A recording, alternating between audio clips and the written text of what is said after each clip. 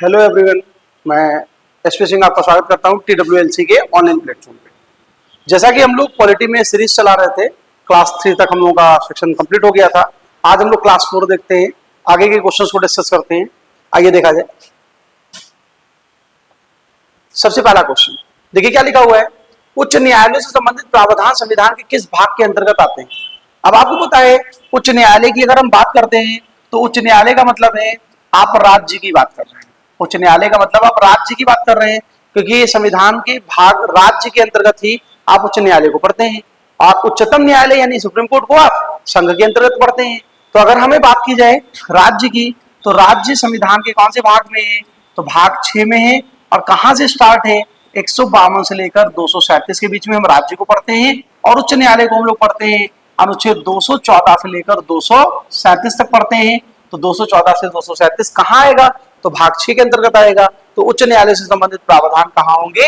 भाग 6 के अंतर्गत होंगे। यहीं पर अगर आपसे कह दिया जाए, बताइए उच्चतम न्यायालय, अगर आपसे क्वेश्चन पूछ लेता उच्चतम न्यायालय से संबंधित प्रावधान संविधान के किस भाग में आते हैं, तो उच्चतम न्यायालय पढ़ने के लिए हमें कहाँ पढ़ना पड़ता है? तो उच्चतम न्यायालय पढ़ने के लिए हमें पढ़ना पड़ता है, यहाँ पर बात करते हैं। देखिए उच्च न्यायालय जो है इसे हम दो भागों में बांट के पढ़ते हैं। एक 214 से लेकर 232 मेन उच्च न्यायालय रहेगा, और 233 से लेकर 237 तो यहाँ अधीनस्थ न्यायालय के बारे में भी हम एक साथ ही पढ़ लेते हैं। उच्चतम न्यायालय की बात अगर हम करते हैं तो ये हमारा भाग 5 के अंतर्गत आता है। भाग 5 यानी संघ के अंतर्गत आएगा। और संघ का जो अनुच्छेद हमें रहेगा वो अनुच्छेद 52 से लेकर 151 पढ़ना रहेगा। और जिसमें हमें उच्चतम न्यायालय के बारे में अनुच्छेद 124 से लेकर 147 तक पढ़ना रहता है। तो ये उच्चतम न्यायालय की बात करता है। अभी जैसे भाग 5 किससे संबंधित है? तो अभी आपने देख लिया संघ से संबंधित है 52 से 151। भाग 6 किससे संबंधित है? तो आपने अभी देख लिया राज्यों के संविधान को भाग 6 का संविधान कहते हैं। और अनुच्छेद 152 से 237 तक चलते हैं। यहीं पर भाग 7 का संबंध, तो इसे संविधान से निरसित कर दिया गया, निकाल दिया गया है। अब ये संविधान का हिस्सा नहीं है। भाग 8 हमने आपसे बताया था, केंद्र शासित प्रदेश यूनियन टेरिटरी की बात की जाती है। और इसको अच्छे से समझने के लिए कौन सा भाग किस अनुच्छेद में है, तो आप थोड़ा सा पीछे स्क्रॉल करेंगे और आपको एक लेक्चर मिल जाएगा संविधान के भाग। वहां पर आप जाएंगे और संविधान के भाग को देखेंगे, कितने भाग हैं, कौन सा भाग कब ऐड किया गया, कौन सा भाग कब हटाया गया, किस भाग में किन अनुच्छेदों का प्रावधान रखा गया है, भाग 1 का संबंध किससे है, भाग 1 में कौन कौन से अनुच्छेद है, भाग 2 का संबंध किससे है, उसमें कौन कौन से अनुच्छेद है। ऐसा करके अगर आप पूरा अच्छे से उस लेक्चर को देख लेते हैं संविधान के भाग एवं अनुच्छेद का, तो उम्मीद रहेगी कि आपको कोई भी भाग अगर पूछा जाएगा, उससे रिलेटेड आर्टिकल पूछे जाएंगे, किसका संबंध किससे पूछा जाएगा, तो आराम से आप उस चीज को बता पाएंगे। कभी कभी क्या होता है डायरेक्टली क्वेश्चन नहीं पूछता है कि राज्य से संबंधित संविधान का कौन सा भाग है, तो यहाँ अगर पूछता राज्य से संबंधित या राज्यों का संविधान संविधान के किस भाग को कहते हैं, तो आप भाग 6 बता देते, अनुच्छेद बता देते। लेकिन यहाँ पर अगर क्वेश्चन देखते हैं तो क्वेश्चन आपका यहाँ पर लिखा हुआ है, क्वेश्चन लिखा है उच्च न्यायालयों से संबंधित। तो उच्च न्यायालय का मतलब होता है हाई कोर्ट, और ये किसके अंतर्गत आता है? राज्य के अंतर्गत आता है। तो यहाँ राज्य के बारे में अगर हम बात करते हैं तो राज्य का मतलब हो जाएगा 152 से 237 भाग 6। अगले क्वेश्चन पे पहुंचते हैं। नेक्स्ट क्वेश्चन लिखा हुआ है भाग 10 किससे संबंधित है? तो भाग 10 आपका संबंधित है अनुसूचित जाति और जनजातीय क्षेत्र से।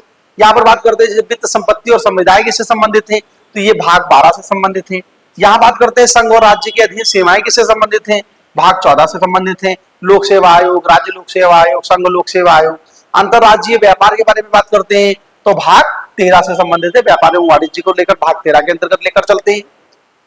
अगला देखते हैं नेक्स्ट क्वेश्चन क्या कहते हैं, संविधान का वह कौन सा भाग है जिसमें केवल एक ही अनुच्छेद शामिल है? तो देखिए संविधान का एकमात्र ऐसा भाग है जिसमें केवल एक ही अनुच्छेद शामिल है, और वो संविधान का कौन सा है? तो संविधान का भाग 20। संविधान का भाग 20 जो है, जिसमें आप किसकी बात की गई है? संविधान संशोधन की प्रक्रिया।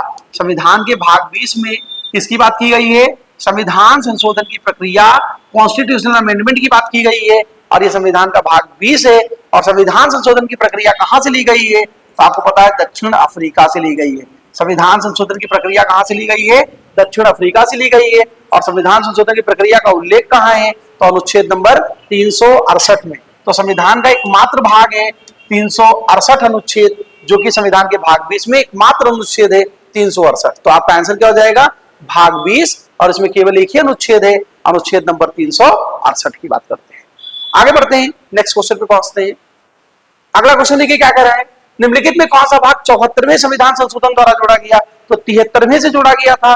आपका 9A, नगर पालिका की बात करते हैं, देखो 73वां संविधान संशोधन था, ये पंचायतों से संबंधित था, 73वां पंचायत से संबंधित था।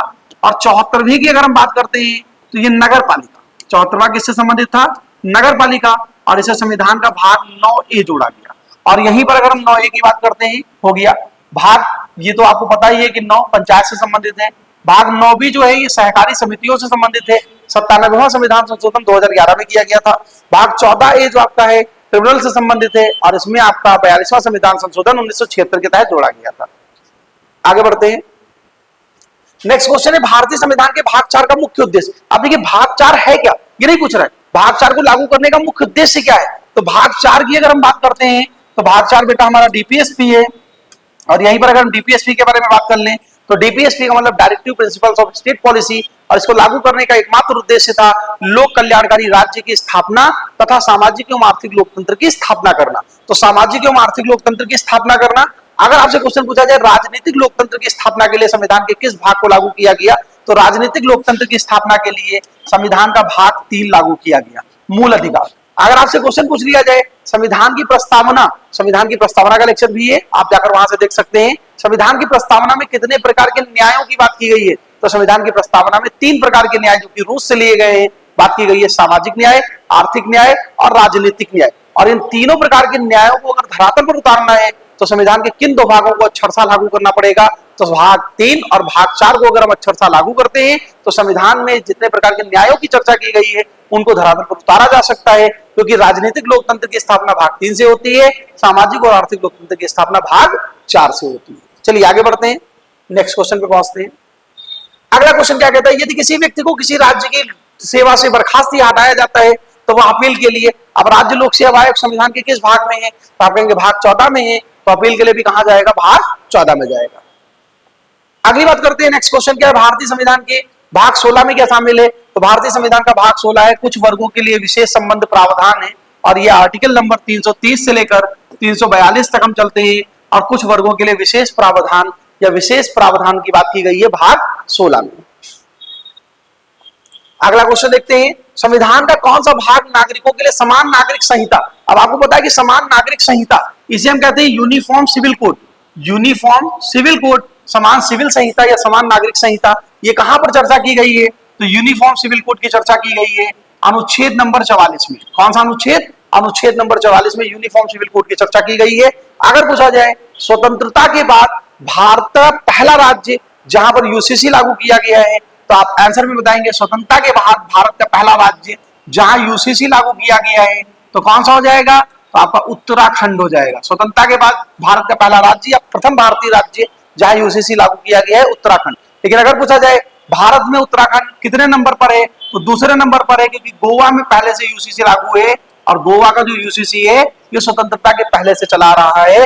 तो गोवा में स्वतंत्रता के पहले से यूसीसी लागू था, तो प्रथम भारतीय राज्य गोवा है और द्वितीय भारतीय राज्य उत्तराखंड है। लेकिन स्वतंत्रता के बाद अगर प्रथम भारतीय राज्य जहां यूसीसी लागू किया गया है पूछा जाए तो आपका जवाब होगा उत्तराखंड। अब क्वेश्चन पे आते हैं, तो अनुच्छेद 44 आपका कहां पड़ेगा, तो अनुच्छेद 44 भाग 4 के अंतर्गत आएगा। भाग 4 किससे संबंधित है, डीपीएसपी आपका directive principles of state policy से संबंधित है। तो इसका मतलब समान नागरिक संहिता किस भाग के अंतर्गत आएगी, भाग 4 के अंतर्गत आएगी। अगला क्वेश्चन देखते हैं, नेक्स्ट क्या कह रहा है, भाग 2 के तहत नागरिकता के संबंध में कानून बनाने की शक्ति किसके पास है, तो भाग 2 जो कि संबंधित किससे है, नागरिकता से संबंधित है, और भाग 2 में जो नागरिकता है इसके लिए अनुच्छेद को पढ़ना है, अनुच्छेद 5 से लेकर 11 तक। और नागरिकता से संबंधित जो कानून है वो बनाने का अधिकार भारत की संसद के पास है, और संसद को जैसे अधिकार मिला संसद ने कानून भी बनाया, भारतीय नागरिकता अधिनियम 1955, भारतीय नागरिकता अधिनियम 1955।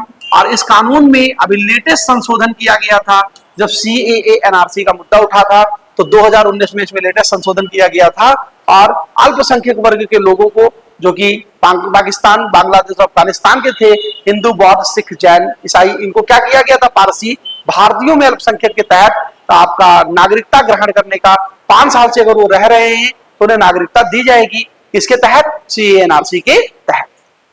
अगली बात की जाती है, अगला क्वेश्चन है भाग 11A, भाग 9A, नगर पालिकाओं में विषयों की कुल संख्या कितनी है, तो समझिएगा भाग 9 का संबंध है पंचायत से, भाग 9 का संबंध किससे है, पंचायत से, और भाग 10 का संबंध किससे है, या भाग 9A का, 10 नहीं कहेंगे, 9A कहेंगे, इसका संबंध है नगर पालिका से।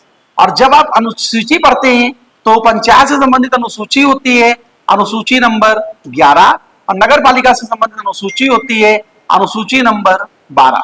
अब पंचायत से संबंधित विषय अनुसूची 11 में बताए गए हैं, कुल 29 विषय पंचायत में है, और अनुसूची नंबर 12 में नगर पालिका से संबंधित विषय है, कुल 18 विषय नगर पालिका में। तो यहाँ नगर पालिकाओं से संबंधित बात की गई है, तो आपका जवाब हो जाएगा 18 विषय। तो उम्मीद है कि आपको ये लेक्चर बेहतर तरीके से समझ में आया होगा। अगर आप संविधान के भाग वाला लेक्चर देख लेते हैं तो ये लेक्चर बहुत अच्छे से आपको क्लियर हो जाएगा, और हम लोग इसी कड़ी में अगली क्लास को लेकर आते हैं। अब तक के लिए आप सभी का धन्यवाद।